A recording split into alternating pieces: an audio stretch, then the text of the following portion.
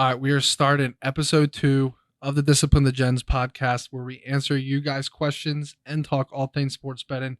Today, we are in our studio in South Florida, and we have a number of questions from our audience that we're going to answer. So let's dive right into it. Rattle them off, baby. All right, very first one. This is from Jonathan from Utah. Jonathan says, I'm a really good sports bettor. I've ran about 56% year to date on my plays in 2022.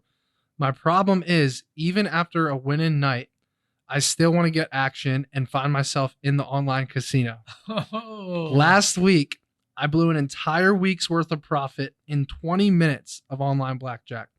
How do I fix this issue? Because I'm at the point where I'm wondering, is it even worth betting anymore? So I'll go first on this one because as Gino knows, I have tons of experience with blackjack and online blackjack. So the very first thing I will say to you, Jonathan, you need to reach out to your sportsbook and not ask them, but tell them, disable my online casino or I will disable this account. Now, here's the thing. Not all casinos are going to grant your wish. And if that's the case, a lot of them will, some will not. If that's the case, you have to move on, because here's the thing. I've been where you're at right now, and to this day, I've still done it. And I probably played 50 online blackjack hands in the last year, so I've been pretty good. But what I will say is that shit is 100% rigged. Even if it's not rigged, right? Especially if you're playing on these offshore accounts. I think it's not the rig. I think it's the for frequency. Yeah. You can like bang out 100 hands. Yeah. There's no one in the way. It's just you and them. And that 1.5% edge just collapse. Here's the true problem with the online casino. It's the whole dynamic of having the ability to get instant gratification whenever you want it. You can be in class and you can play on your phone. You can be in the library and play on your laptop. You can be at home and playing while you're eating dinner with your family. You can lose and have a terrible night and then instantly log into online blackjack because of it, and vice versa. Like what you're saying, you can literally be up 7 units on the day, and now you're trying to parlay that into online blackjack. It's a major problem. It's something I'm super passionate about and I love blackjack. As you know, I love Ultimate Hold'em. That's my biggest kryptonite in this world. But what I will say is it's all about getting it disabled, because we know as degenerate gamblers that if you can't resist the urge, you have to make someone resist the urge for you, which is getting it disabled. Go ahead. So Matt's giving you an operational solution. Let me give you a disciplined solution. One, let's take everything Jonathan said for fact. He says he's a disciplined, quality sports bettor. If you're going to gamble on casino games, you need to take that same approach in there. Otherwise, it's all for nothing. So the fact that it takes him a week to build up X and he can lose it in 20 minutes alone tells me it's not the game's problem. It's not the blackjack problem. It's that he's taking two different approaches to gambling. That doesn't make sense. That's one. Two, I always like telling personal stories, and this is a true one. I was maybe 16, maybe 17, I think 16. And I used to borrow my dad's ID, scan it, fax it off to offshores, and I used to open blackjack accounts. And one time, it was the year the Carolina Panthers beat the Cowboys in the playoffs. I think they shut him out, or I don't exactly remember, but I remember games like that. I got my bankroll up. I'm not playing. I a couple $1,000s in there, a lot of damn money to a 16-year-old. I felt like I was a millionaire. I go to bed happy, smiling ear to ear. I wake up to go piss, and I literally was like, I'm gonna sneak in a couple hands. I'm not playing. I lost it all, and my dad woke up to me with my computer on my porch, trying to throw it in our pool. And he's like, what are you doing? And I was like, it lost my whole essay. I literally lied. And I was like, I typed up a 10-page essay and it deleted it. And that's how bad I was. So I wholeheartedly relate. Matt gave you an operational solution. Try and call and get it turned off if you have no control. My disciplined solution is whatever your unit size, whatever it is, make sure that that's your amount. And if you want to get really technical, let's just say you bet $100 a game. That's a unit. If you're up 7 units and you bet that over a week, you really need to say, I only have a unit an hour. And a lot of people can't do that because it's boring. Betting $5. $5 and $10 hands. That's I can't. I'm up $700. But you can't allow, it's the big bank take little bank. You can't allow the big digital bank to break you in 20 minutes, or you are just you're throwing horseshoes and throwing grenades. Yeah. No, I totally agree. And you know what that reminds me of what you just said is every single game in the casino is in the house's edge, right? But there is one game that the house has zero edge. It's called War, where literally it's your card versus the dealer's card. And I swear to God, it's 50-50. It's not 50 and a half to 49 and a half. Interesting. I didn't It's know that. 50-50. You know the reason the house actually does have an edge? They have a lot more fucking money than you do. And they're counting on the fact that the gens are coming in and they're going to bust out and the casino can't bust out. Exactly. That's the only edge they have. But mathematically, there's no edge in War at the casino. That's crazy. There's also a reason there's probably only 1 or 2 War tables in the whole casino, and there's 1 million blackjack tables and 10 million slot machines. And they usually have caps and like 100%. Yeah, 100%. But my point is your funds are finite. The casino's funds are infinite, right? Like that's just the reality of it. So, all right, next question. All right, this question number 2. This is a good one. This is a good question for Gino, actually. How do you make gambling fun while staying disciplined?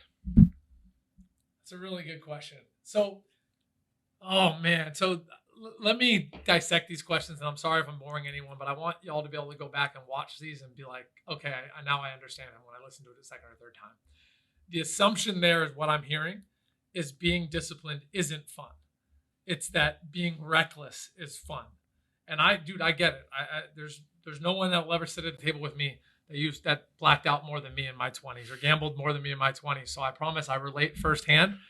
I'm just in a different place now. So one, if you relate gambling fun to being absolutely reckless, uncomfortable, and that's the only way you're excited, then I can't make responsible gambling fun. So that's the. So how do they fix that? Yeah. So that I want to give everyone the whole scope of the problem. That's a good point. If you being reckless is the only time your heart's beating on the last play, that's the only time it's fun for you. There's nothing I could do to trick you into making earning money fun. It's like the difference of kids now. I love crypto, but it's the difference of kids that I got into stock options and lost a bunch of money. It's the difference of liking stock options versus buying a stock and watching it grow over time. Now, the answers to how to make it fun. This is going to sound crazy, but it's to be public. It's to be accountable. It's to make videos, make predictions, tell everyone around you what you have. You start to care equally as much about being right as the money you have on the line. I can't tell you how many people in disciplined Degens, and it sucks because out of the 200 people, only a couple post their plays. I wish more did. I'll challenge more to do it. And every one of them that went and made it public DM'd us and said, thank you. Like it is like, I want to win these plays just so I don't have people calling me wrong. What did I tell you in my tropical smoothie the one day? Yeah, you did. Bro, that's actually a very good point is like, there has to be other avenues. Like it feels good to be right, whether you're betting on sports it's about, dude. Or like it's about being right at the end of the day, right. Whether you're an analyst working for ESPN, a degenerate sports bettor, like whatever you are, if you want to, you want to be right. That's just human nature. So I agree with what Gino is saying is making it public, putting your prediction out, and then putting $1 on the game.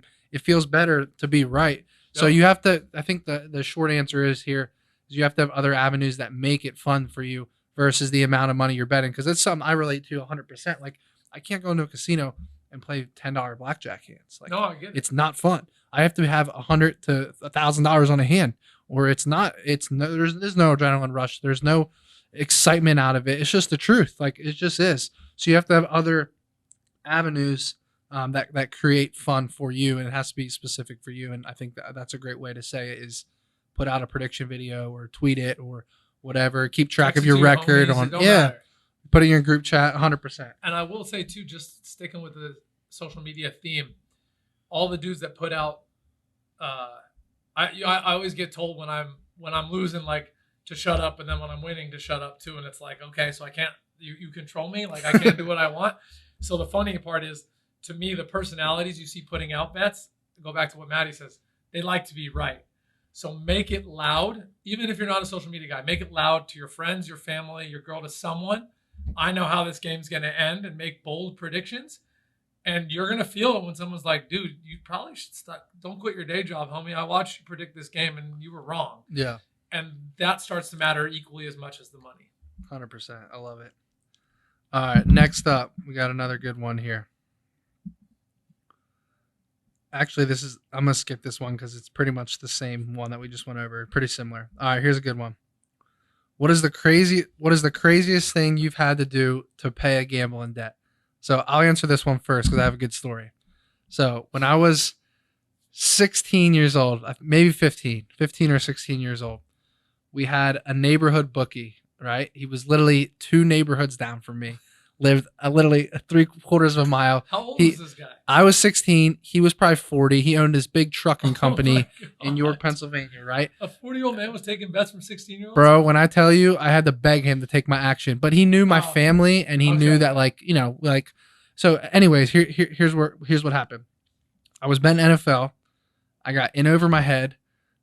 Here's the thing about me in high school. All I did was go to school, work out, and gamble and work. Play soccer. Yeah, soccer in the right season, I was playing soccer, but in the off season, all I did, I was sitting on my laptop playing Poker Stars in my room. 16 years old, right? I would play Poker Stars. I would go get Western Union cards and Visa gift cards so I could deposit online.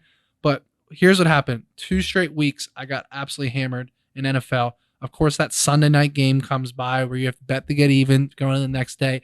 I got in way over my head, and I basically had to go to my parents, right? I was 16 years old. My mom drove to the bookie's house because she knew who he was. She went to his door and said, look, I'm paying off my son's gambling debt in one condition. You never take a bet from him ever again. He accepted it, took the money. 2 years later, I started betting through him again because I was 18 and it was like, it was over with and time had passed. But my brother and I, we played poker games at his office, 16 and 18 years old. My dad owned Auntie Anne's Pretzels franchises at the time. So we were such hustlers in high school. We would literally go make a catering order at our Auntie Anne's Pretzel store. We would bring it to our bookie's office. He would give us credit in poker chips to play with. So we were selling him food for the whole event. All these 40, 50, 60-year-old men, we would literally bring him food. And then he would be like, okay, here's a $500 buy-in for you guys. And then we would play poker. We would run it up to $3-4 grand. And then we'd get mucked at the end of the night, lose everything. We were very, very big degenerates in high school. In the middle of the night, my parents would be asleep. We had a nice basement with like a big pool table. We used to have all these kids over in the middle of the night till like 2 in. We were playing what we used to call buckers. It's basically Texas Hold'em dead hands, all luck. Everyone buys in $100, $200, $500. Face down with like suspense and slow rolls. Okay. You have to win 2 in a row and you win the pot. But there's no skill, right? There's zero skill, zero. And I tell you, we were the unluckiest people in our entire high school in that game. We had this one kid, his name was Andy Sides. He used to come over and take everyone's money in a pure luck game. He's the biggest luck box ever. No, he wasn't dealing. He was just a luck box. But it was funny because with buckers, there is a little strategy because say there's 8 people at a table, right? It would be teams of 2 where like if I was on your team, we would each get our own hand and you have to win 2 straight. So I would get a hand and say I had to win. If I win my next hand, we would take the money home, right? Okay. But let's say your hand beat my hand, but I have the win. You would like muck your cards because you want me to win so we can split the money. I got it. So that was the only quote unquote skills like shadiness. But we used to lose a fortune in high school, but I don't even remember what the point of this whole story. Here's the point of the story. I had to ask my parents at 16 years old to basically pay off my bookie tab. And I didn't end up betting sports with him for another 2 years after that. But that was definitely the worst thing I had to do. I hated asking my parents for money. The slimiest, shadiest shit I ever did related to gambling debt. I got 2 really. I was at a work trip in Jersey, Atlantic City, and I overdrafted like my 2 or 3 checking accounts. And I called each of the banks and literally lied. I said, hey, I'm at a gas station with my family. Literally, I was a single 25-year-old. I had no family, but I had to like give them a story that was like, it's raining. I'm at a gas station with my family and I need you to put that money back in. It's not mine. Or excuse me, those weren't my charges. And I did that multiple times to get the money back. So disputed it all. Called back in on Monday. I feel like everyone's done that at one point. I called back on Monday. I said, those were all mine. I'm overdrafted. I'll pay you. I'll pay it. I'll work my way off this. Yeah. That was 1. 2, not to get all emo, but my parents are divorced. And in college, if I lost too much, I would lie to one parent and say the other parent didn't send me money for rent or didn't send me money. So they would give me a little bit more. Or I'd lie and be like, my company didn't give me my paycheck. I just need you to front me this till I get my next paycheck and I'll get you back. And I just never admitted it was for gambling. It was always a lie. That's what gamblers do when they're down. They lie. There's always something.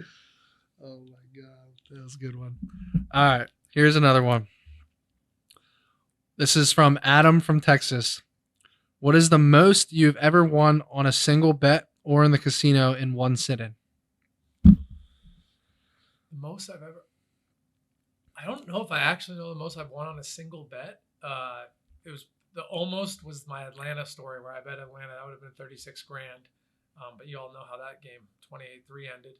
The most in a single sitting, I was at the World Series of Poker with my buddy Isaac, who's I think he got online player of the year like 6-7 years ago. And I don't remember what I came with. Let's just say I came with like 4 or 5 grand. I got down to my last 100. I remember it. I was like coming down off being drunk. It was like 6 a.m. I was like, just take my money at this point.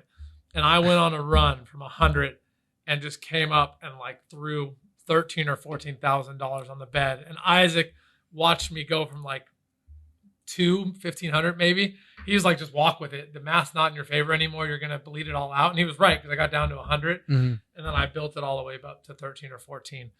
Even though it's only 2.5x, it was the fact that at one moment in time I had 100. Yeah. Those are the best. Those are the best when you're like on the dagger where you're about to get mucked. And I was like, just hit one big hand. 200 and then I like went one hand 100 each. I was doing, there was no method. Oh, I would. Yeah. I was gonna say I would never do that when like you're starting to get it back and then you mess the cards up by adding another hand. I was just drunk, erratic, coming down, trying, and I just started hitting. Yeah, no, it's crazy. The most I've ever bet on a single game was the Patriots. It was a Super Bowl. Patriots Rams Super Bowl. I had like 14 or 15 grand on the under. And I will never forget this. The only reason I remember it in the first place is because I had a big Super Bowl party and everyone there was miserable because the game was so low scoring. And you could just see me sitting in the corner smirking because everyone was so bored and miserable. And I'm just sitting there. Every punt was awesome. Loving it, bro. I'm like, I have 15 grand on this under. And it's the final score was 13-3, I think it was. So I was just sitting there absolutely loving it. Wasn't it like 3-0 or 3.5? It was absolutely. It was an absolute snoozer of a game, especially for a Super Bowl. And then, you know damn well the NFL hates that. Oh, but that's the only one I remember, just because I remember specifically that moment of like everyone being so miserable and me being so happy. But I will tell you guys one story that I haven't told a lot of people, and this was the most I've ever won in a casino. Now this story has a pretty shitty ending to it, but I'm gonna dive right into it real quick. So I went to Las Vegas. I was with somebody I won't name, a very good friend of mine, and his girlfriend and her friend, right? We all checked into the Bellagio in Las Vegas, and him and I brought 30,000 total as our bankroll. We were like, we were on a business trip. We were also there for fun, and we were like, more for fun. Yeah, trip. We were like, let's do this, right? We literally check into the Bellagio. We didn't even go to our room. The two girls took the luggage up, went to the room. Him and I went right to the blackjack tables, right? I'll tell you what happened. In the first 30 minutes, this was back in the day when I was like so undisciplined, it's ridiculous. Yeah. In the first 30 minutes, we lost 25 grand of the 30 grand. We look at each other. We have 5 grand left in our bankroll. We're there for 4 more days in Vegas, right? We look at each other. We have 5 grand left. The girls come down. They're like, we want to get dinner. So we go to dinner. We're absolutely miserable for the whole dinner, right? You just lost 25 grand in 30 minutes. How can you not be miserable, right? So we finish dinner. We get some drinks. We come back to the casino, the same exact casino in the Bellagio, except we move tables. We have 5 grand left. I swear to God, on everything I love, my family, everything, we run that 5 grand to 330,000 on the blackjack table, right? Here's how we did it. We were running 90% on hands. It was just the hottest deck I've ever seen, right? But him and I were so aggressive, right, that we would win our bets and increase and increase and increase. Next thing you know, we were playing 2 $2,500 hands a pop. Then we were playing 2 $5,000 hands. Then 2 $10,000 hands. But there was a method to our madness because we were taking, after we would hit six figures, we would take 100 grand off. So it'd be at like 110 or 120. We would take 100 grand off and put the rest in play. Then we would hit that hand, take and keep winning and winning. We'd take another 100 grand off, and then we had 20 grand to play with. We had 200 grand off the table. So we're just sitting with bricks of cash and then our chips. And then next thing you know, this is to this day, the craziest hand I've ever been a part of. We had two $10,000 hands. We had two double downs and two splits. Next thing you know, it was 80K, right? 8 $10,000 hands total. The dealer didn't make a single, or we didn't make a single hand. And like 16s, 14s, 15s, the dealer busted out. I swear to God, to this day, that was the craziest adrenaline rush I've ever had in my life. I jumped out of my seat. Long story short, we took another 100K off. So we had 300K, 30K in chips. At that point, we were like, I turned and looked to him. I said, let's go for $1 million. And he looked at me like, you are one sick motherfucker. And I was like, you're right. Long story short, we wanted to triple up, bro. That's the thing about gambling is there is never enough. You can never win enough to be happy, no matter how much you win. I can see if you're at 9 and saying, "Hey, let's make it $1 million." Just bro, something like relatively. There is never a point where you're like, I don't want to win more. I'm happy. I mean, some people are, but that's just how most gamblers are. But long story short, we were up to 330K. I swear to God, if we would have been at that point on the last day or the second to last day, we would have rode off into the sunset back home and been fine. Instead, we threw back over 200,000 of that in 2.5 days in Vegas. And when I tell you, even though we were up, even though we left up money, it felt like we were down a fortune, like deep down, because it was so depressing the last couple days. You already spent some of that back home. You already had it in your head on where it was going.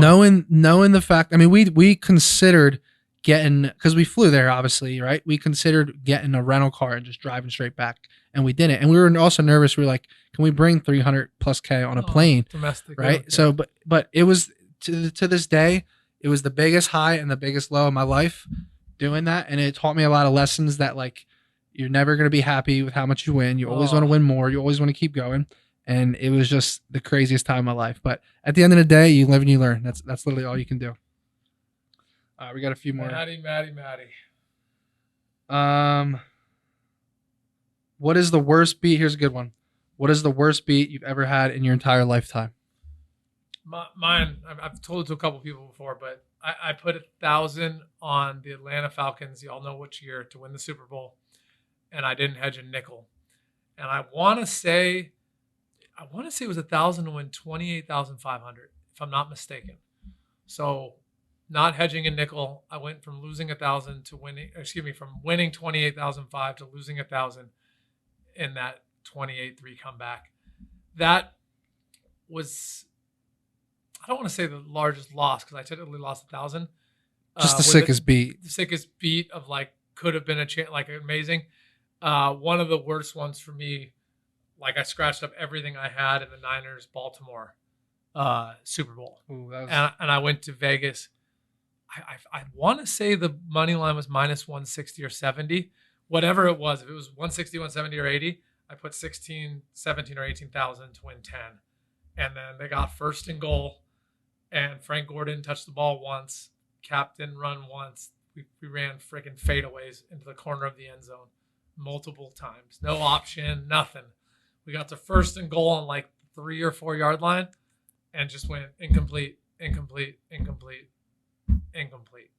And true story, I made a lot of friends on that trip because people were like, damn, this dude's down and out. And we came back.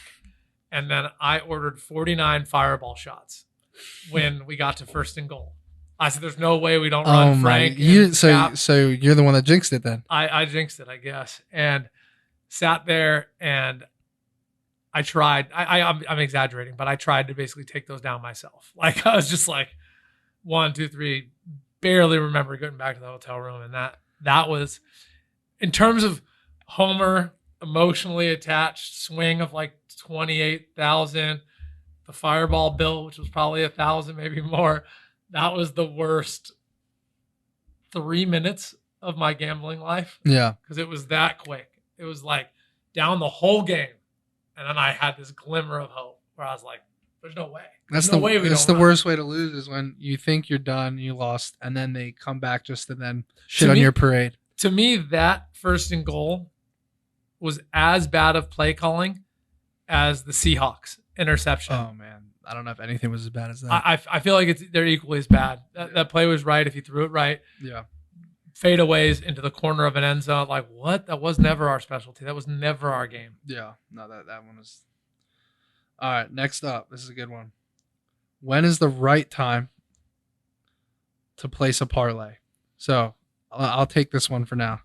All right. So we have actually discussed the answer to this question quite a few times, and this tip I'm about to give you guys is, what's the best way to say it? This is the difference to me between a disciplined degen and a degen, right? The right time to place a parlay is when you're trying to mitigate risk versus trying to create massive upside for yourself. So what I mean by that, let's say you look at the card for the day and there's two teams that you absolutely love and you think there's no shot that they lose, but they are significant favorites. Maybe one team's minus 250, maybe another team's minus 300, right? That to me is a great time to do a parlay, when you take two teams that are big favorites and you put them in a parlay, and now you're doing two things. One, you're mitigating your downside where you don't have to risk 3 units to win a unit on one team and 2.5 units on the other team. And two, you can still maybe get it at even money or close to that by parlaying those teams together. Now, on the flip side, what most people think of a parlay, what they want to do is they want to put 8 or 10 or 12 teams in there and hope to get rich off of one single bet. Yeah. That to me is the right time to place a parlay, is when you're trying to mitigate risk versus when you're trying to hit a home run. And I'll take from that too. Parlays are great to mitigate risk on favorites. Mathematically, you're throwing darts and you're donating margin. But I'll give 2 more scenarios that it's a good time. We'll call it a good time to take a parlay. I would say the other time is if you've done absolutely no research and have no idea what you're doing. Literally, if you woke up hungover, you didn't even look. So just a lottery ticket, yeah, basically. And it's like, I'm going to bet I need action today. Yeah. And I have no leans, I have no research, and I'm just going to throw darts. It's like, it's more fun than a scratch off or a fucking Powerball. I'm gambling, and what I would say to you is drag it out. Bet I'm a West Coast guy. Now I'm an East Coast guy. I got to change. But when I was a West Coast guy, I would say betting 1 10 a.m. game, 1 p.m., and 1 the 5 p.m. Sunday Night Football. And you can ride your 2 into 1, and it builds up. It gets more and more exciting. Again, with no research.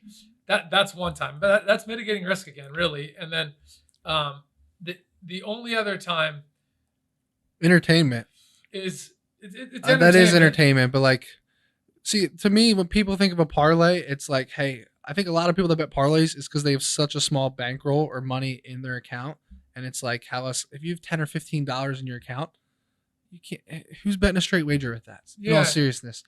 The only other time I would say is if you're going to a social event, like live to a game or at a party, and you're like, what the fuck is this guy talking about, given such specific scenarios? If you sincerely want to talk about the bet and make it part of something, parlays to me are good. You could say, hey, I did this. This is why I did this, et cetera, et cetera. But otherwise, like I need people to just understand you're just giving away margins. Like, it's not even about if that parlay wins. I think we get too locked into like, did I win or lose that parlay? It's the fact that over time, you're just going to bleed out your money to whoever's taking the parlay. Yeah, no, I totally agree. All right, we got a few more and then we'll wrap up here. Let's see if I have any. This is a long one, but I think it's a good one. All right, this is from Thomas from Maryland. Do you think there are certain sports that the houses don't really care about because not that many people bet on them and they're not as profitable with them? I've noticed it a lot with non-Grand Slam tennis and soccer, and I'm sure there's plenty of other sports out there that are similar, where the house will put someone or a team as an underdog when anyone who actually watches the sport knows they should not be priced as much. I understand they have algorithms and whatnot to make lines, but sometimes it almost seems as if they're lazy with the non-major sports. So I would actually answer that in reverse of what's being suggested. I would say the house doesn't care as much on the more popular events because they get people on both sides, risk mitigated. Yeah. Where those nuanced sports you're talking about, you actually have more knowledge than them, it seems, than some other people, and they're more exposed. The odds of them having people on both sides is a lot lower, and I would argue that they didn't make the wrong line.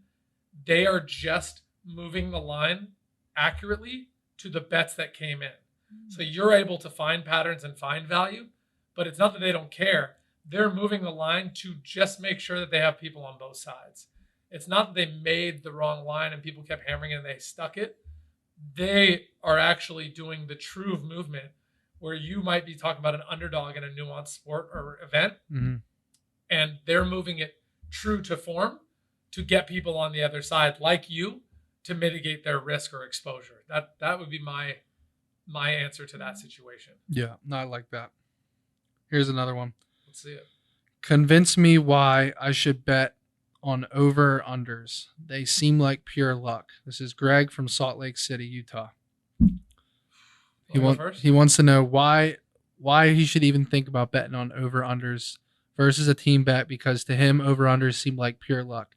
So I 100% understand where he's coming from here, because the total in a game, it's like, especially in like, now NBA playoffs have been a lot different with all these blowouts, but NBA regular season, these over-unders are pretty spot on, you know? And NFL even, it'll be like the total will a lot of times be very, very close. So I understand where he's coming from here and why he thinks it should be, why it seems like pure luck.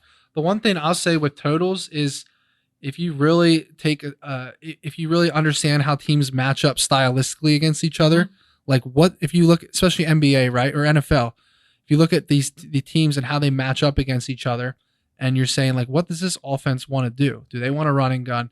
And vice versa. What does the other offense want to do? And maybe you can identify value that way. Also by looking at previous games and seeing like what happened. Like in the NFL, over-unders can be a crapshoot because offenses can have so much success and then fumble in the red zone, right? Yeah. And a lot of times in NFL, I think you're able to find value in over-unders based on that, is like, hey, this offense is extremely high-powered, but they only put up 13 points last week because they had 4 red zone turnovers.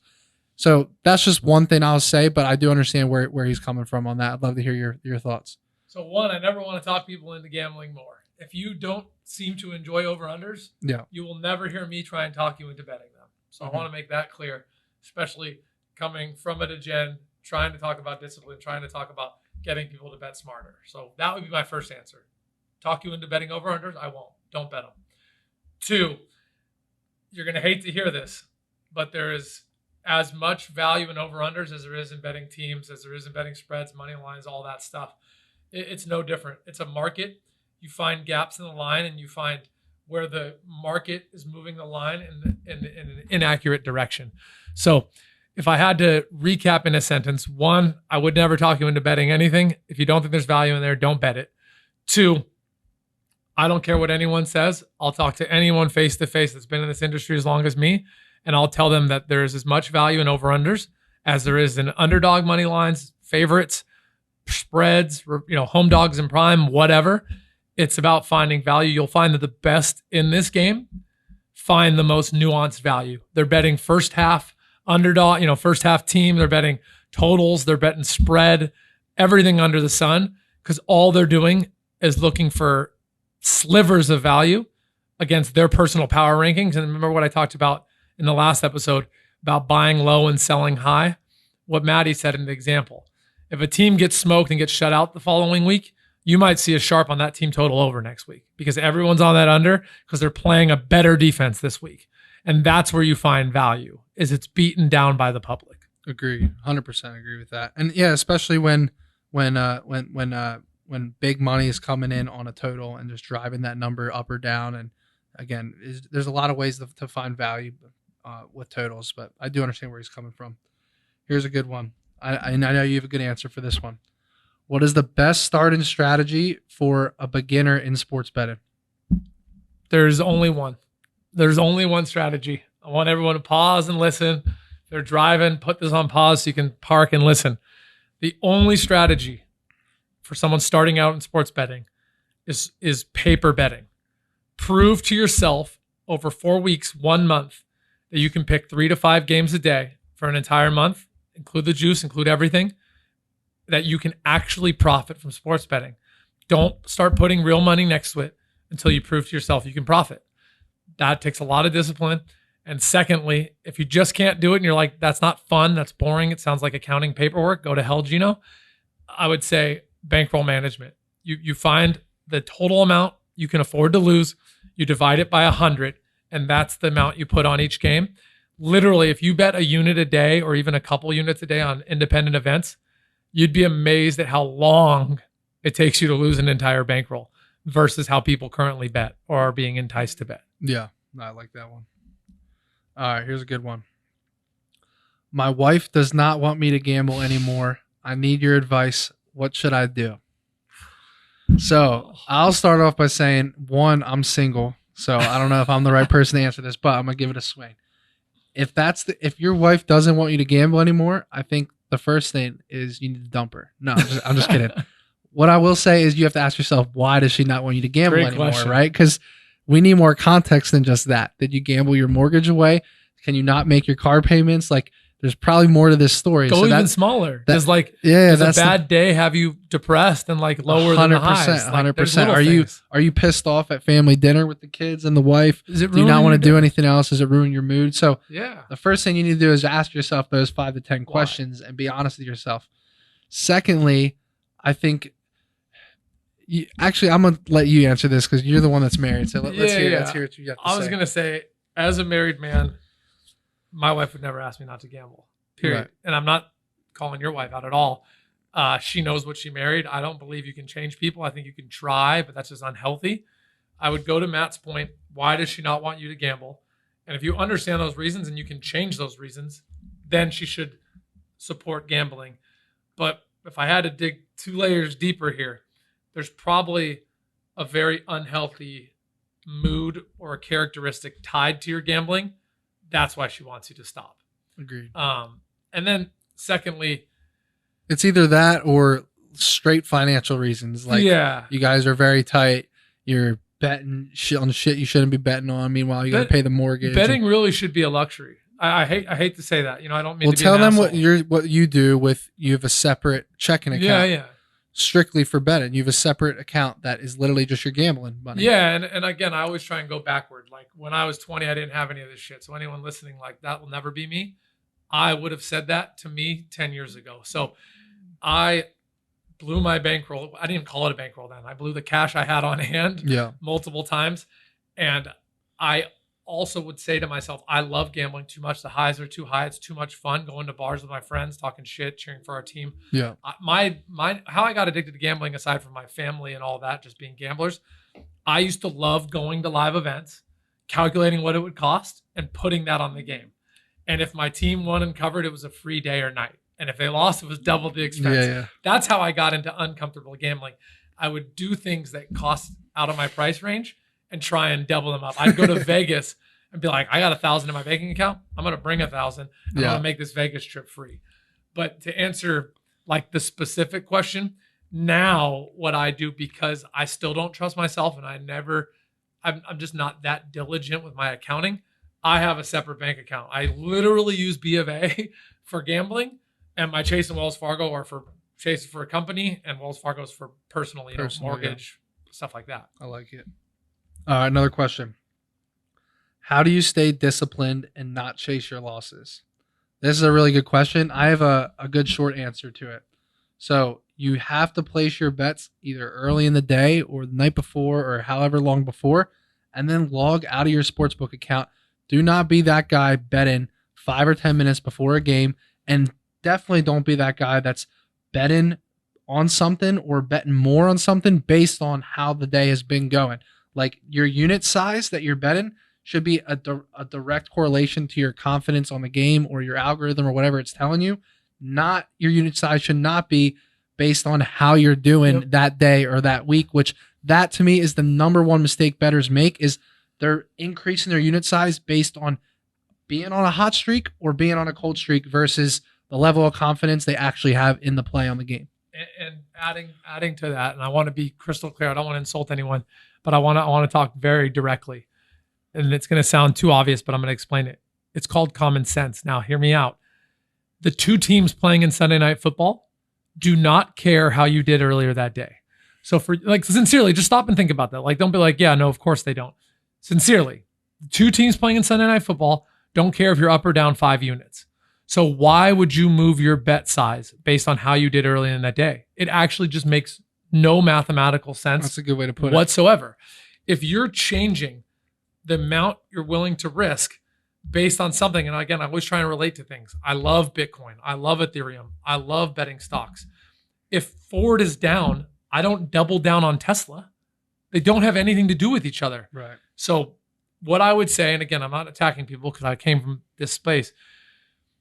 The 2 teams playing on Sunday Night Football do not care if you're having a hot or cold day. You shouldn't change your bet size because of it. And to Maddie's point, your bets should be selected at the beginning of the week. Let's call it Wednesday or Thursday, based on value you found. And then you can screw around a little if you're up or down. But when I say a little, I mean a little. And people don't like that. 100%. Here's another good one. How do you become successful in the sports betting industry?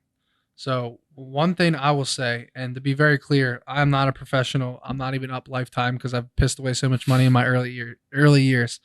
But one thing that I think is important, first of all, is to define what successful means in sports betting, because I truly believe right now today that if you create a sports betting bankroll and you never blow that bankroll in your entire lifetime, to me, that's very successful. No question. Like if you set aside $10,000 and said, this is my bankroll for the year, and you never blow that bankroll over the next decade, that's successful because you're doing what you love doing, which is betting on sports, and you're never having the reach in your pockets to have more ammunition to bet. That's an absurd layer of success. It's so fantastic. That's the short answer to me of what successful is. I don't look at it as I got to make 30 or 50 or 80 units a year. Now, if you're trying to be serious about it, and I think it really I legitimately think it comes down to the discipline a hell of a lot more than how good you are at picking games. Like, I truly believe that, because I think that people really understand a specific sport and understand how to identify value. I don't think it's that hard for them to run 53 to 54 to 55%. I think it's a hell of a lot harder for that individual to not chase their losses and for that individual to bankroll manage in general. I think that is what kills 90% of people is discipline. Hence the word discipline to Degens, and hence the reason we answer questions and do this as 2 individuals that have had profitable years and have also mucked a ton of money in our lifetimes in early years. I think that's the most important thing is, and again, it sounds so cliche, like be disciplined, but it's the same thing with being in shape. Like, you can have a really good day, a really good workout, a really good diet, but if you don't do that consistently every day, you can have one really bad day that kills your whole week. Just like in gambling, like you have a great week in sports betting and then you piss it all away in the online casino one night. To me, that's the answer. And what I would add to that, and I'm going to seem again disconnected from the youth, but I mean it, because people are going to say, yeah, I do that too. Like, would you go on vacation when you have no money? Some people are going to be like, yeah, I do it all the time. That's what I have credit cards for. If that's the case and that's how you gamble, you will be broke until you magically come up on, like, until your career magically takes off. Yeah. So my question to you, like, how do you do it? It's looking at your gambling fund the same way you look at your travel budget. It's like, again, I don't want to call people out and talk shit, but I want to just say this. If you were down to your last $100 and you had to eat for a week, you probably wouldn't go to a restaurant.